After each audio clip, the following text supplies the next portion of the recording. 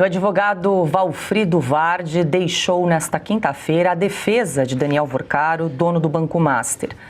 A saída ocorre em meio à avaliação de que, com o avanço das investigações, Vorcaro pode aderir a uma colaboração premiada. Vardi é conhecido por ser contrário a esse tipo de estratégia. Segundo apurações, o advogado já comunicou os colegas sobre a decisão. Procurado, ele disse que não irá se manifestar. Na semana passada, após nova operação da Polícia Federal, Vorcaro afirmou ter interesse no esclarecimento completo dos fatos e no encerramento célere do inquérito. André Marcília, muito boa noite. Notícia fresquinha de poucas horas atrás, aí Valfrido Vardi, grande advogado, bastante conhecido aí no meio jurídico, desembarcou desta canoa aí da defesa de Daniel Vorcaro, segundo circulam as informações, por conta dessa possibilidade de Daniel Vorcaro aceitar um acordo de colaboração premiada, o que estremeceria ainda mais as bases da República. Marcília, boa noite. Boa noite, Paula, boa noite, Augusto, boa noite, Piotto, boa noite a toda a audiência. Pois é, precisa ver se ele desembarcou porque a canoa furou ou foi para pegar outra canoa. Quando a gente vê um advogado saindo da frente de um caso, sempre tem a possibilidade que ele, para não gerar algum tipo de conflito de interesse, saia, e aí alguém do escritório, alguém ligado ao advogado entra como advogado do A para que ele possa se tornar advogado do B e não gerar algum tipo de problema. Isso pode acontecer. Espero que não, porque a outra possibilidade é realmente a de que se esteja ensaiando uma delação premiada por parte do Vorcaro. Isso já foi suscitado quando houve a operação, a segunda fase da Operação Compliance Zero. Quando eles pegaram o cunhado do Vorcaro, muita gente, inclusive eu, disse que eles cercarem a família Vorcaro, né, o entorno do Vorcaro, era uma forma de colocá-lo pressionado contra a parede.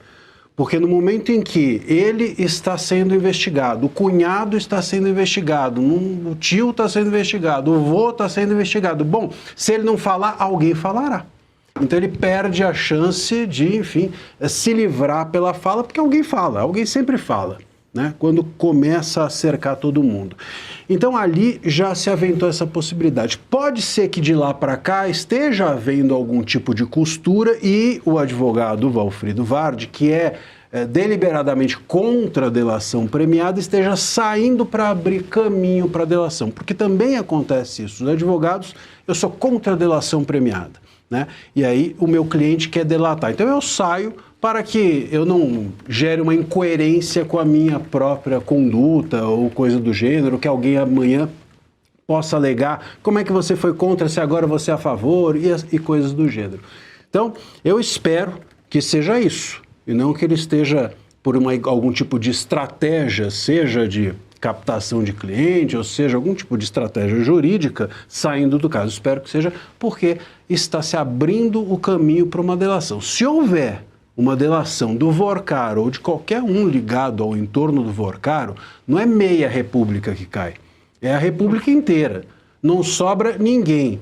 E é bom, nós precisamos desse expurgo. A gente precisa passar a limpo essa república, porque essa república que está aí, está claro, que já fracassou, que não deu certo.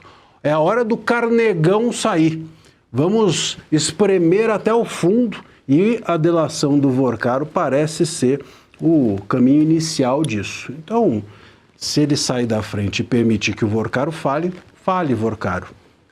E quem pode propor ao Vorcaro a delação premiada? Bom, isso pode vir do próprio Ministério Público, isso pode vir as autoridades que estão investigando, podem fazer com que ele entenda na apuração de provas, se compreenda que há ali mais do que se obteve até então para que ele exponha, né? Ou seja, as provas, os documentos, tudo que se viu até então não é suficiente, que ele tem mais do que aquilo que se obteve e propõe essa ele fala. O problema é o seguinte, quem está investigando hoje o caso é o próprio Toffoli, Exato. que se houver uma delação, provavelmente vai ser um dos alvos da delação.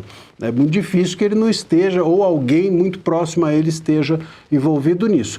Pode ser que uma delação dessa venha por pressão do Ministério Público, venha por pressão do entorno do STF, do ministro Toffoli, da própria Polícia Federal, mas há o risco de que uma delação dessa, embora tenha pressão de diversas outras autoridades, talvez com sinceridade interessadas em que haja delação, essa delação pode ser controlada pelo Toffoli, como tudo está sendo controlado agora. Então, a delação sem a saída do Toffoli da frente do caso é para inglês ver. Muito difícil que ocorra, né? É. E a pressão, Daniel Vorcaro ficou preso apenas 12 dias, está em casa com tornozeleira eletrônica e é bem como você disse, né, Marcília? Para ele fazer uma delação premiada, teria que trazer provas e delatar, expor pessoas que muitas vezes estão ali comandando, dirigindo esse caso, dirigindo essa investigação. Deixa eu dar as boas-vindas a Adalberto Piotto e Augusto Nunes, que já entrou na roda, conversa boa, é assim Ainda mesmo? Não cumprimentei, mas... Já. Piotto, Marcília trouxe aí algumas hipóteses aí, né, do caso da desistência, da saída de Valfredo Vardi da defesa de Daniel Vorcaro. Não sabemos muito bem, uma das hipóteses é essa questão da delação premiada que está na mesa. Tem o celular de Daniel Vorcaro, que está com a Polícia Federal, aliás, agora está com a Procuradoria-Geral da República também, que tem muito conteúdo, que pode mostrar ali, né, provas, trazer mais conteúdos que provem, né, a participação de ministros e outras autoridades nesse escândalo do Master, e agora a gente tem que acompanhar como é que vai se desencadear aí os próximos capítulos dessa novela. Boa noite. Boa noite, Paula, Marcília, Augusto, a todos que nos acompanham.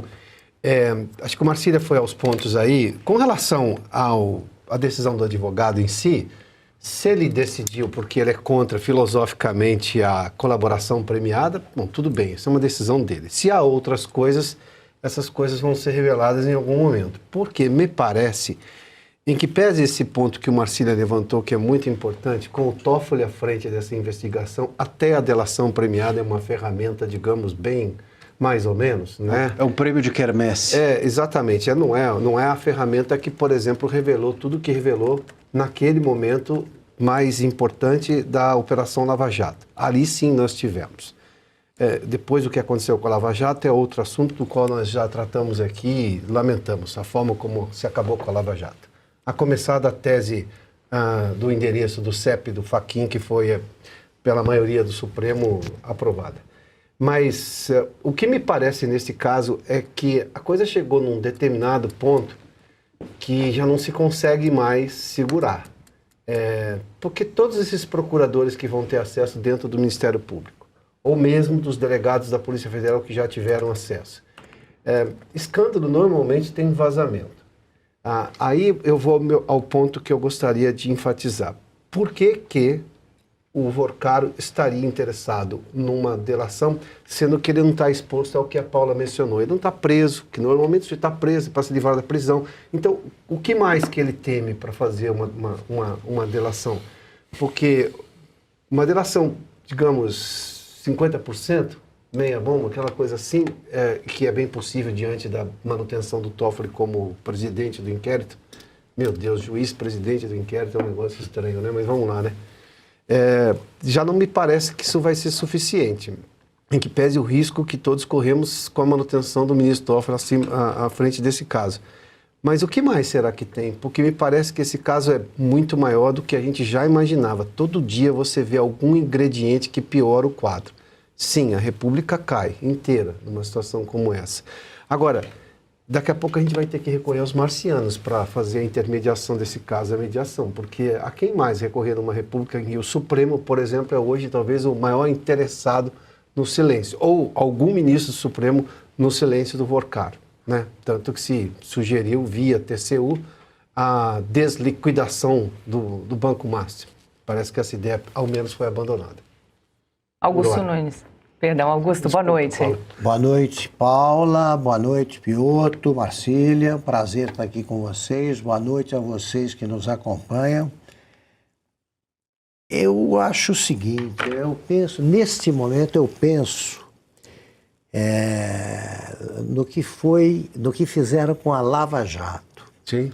Eles foram acusados, entre aspas, juízes e procuradores, de trocar ideias, é a mais grave acusação, de trocarem ideias ou eventualmente colaborarem ali entre si para prender culpados. O Moro teria cometido um crime gravíssimo ao dizer que, olha, é bom investigar fulano.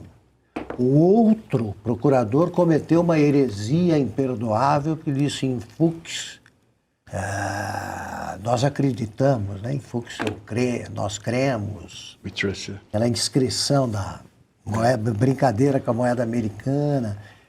Era um grupo de jovens, operadores do direito, homens da lei, felizes com a possibilidade de prender um bando que roubou barbaridade. Sim.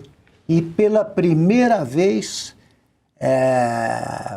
incutiu no brasileiro a crença de que é possível que todos sejam tratados igualmente diante da lei nesse país. Quer dizer, a Operação Lava Jato, ela fez o brasileiro retomar a esperança em que o país seria justo no tratamento de acusados. E olha o que fazem Sim. agora os participantes desse escândalo sob a proteção do governo. Quer dizer, a Lava Jato foi sufocada por prender culpados, por não temer o cargo de cada um e por agir com excessiva eficiência. Repito, nenhum dos presos pela Lava Jato era inocente. Nenhum. E o Gilmar Mendes, a primeira chance que teve, temos um encontro marcado com as prisões alongadas de Curitiba. E agora prende gente por 2 anos, 3, 4, os inquéritos duram 6 anos. Inocentes são presos por 17, 20 e poucos. E o Brasil não fica estarrecido com isso aí. Esse escândalo, ele botou no mesmo balaio de homens fora da lei figurões do judiciário, do executivo e do legislativo. A praça dos 3 poderes está podre. Essa é que é a verdade. Um deputado, que só a Paula mesmo lembra o nome, foi o pretexto para que o Toffoli avocasse o processo. Não, vai ficar tudo comigo, só eu vou ler. João Bacelar. João Bacelar, precisamos conversar com esse cara. Ele precisa dizer alguma coisa, o que fez ou deixou de fazer, porque nem se discute mais o que está fazendo no Supremo esse processo. O homem que resolveu que seria ele o julgador de tudo, viajou com um advogado de um escritório, era desse escritório do Várzea? Era do Botelho. O Botelho era de outro escritório. Aliás, é estranhíssimo o jeito de contratar 4 escritórios, né? Não sei como é que é e nem sei. O Várzea deixou a defesa. Será que o nosso dono do Burcaro? Não, o dono do banco. Ele vai falar só sobre o caso de que estava tratando o Vardi e não os outros. E os outros escritórios? Aí incluído o da mulher do nosso super juiz de tudo, o Alexandre de Moraes. A gente não sabe o que se passa, só sabe que o presidente da Câmara e o presidente do Senado pressionaram um ministro do Tribunal de Contas da União, que é um órgão subordinado ao Legislativo e que não tem nada com isso, a investigar, Sim. né, o que fez, o que deu na cabeça da turma do Banco Central para liquidar extrajudicialmente uma quadrilha que agia naquele banco. Quadrilha. O executivo protegeu também. O executivo viu coisas e deixa passar. Teve um ministro da Justiça, que é o Lewandowski, que foi advogado do banco, já com problemas, e nós temos o judiciário apodrecido por suspeitas, mas extremamente sólidas. Suspeitas não, por provas de que um tribunal está fazendo o possível para não punir um fora da lei como eles. Como é que o Brasil não fica perplexo? Pelo menos, claro que temos milhões de brasileiros perplexos, mas isso era o caso para um país chegar à conclusão de que os três poderes são instituições que não merecem os integrantes que têm, porque elas vão parecer, aos olhos dos brasileiros, perfeitamente dispensáveis porque absolvem bandidos e prendem inocentes.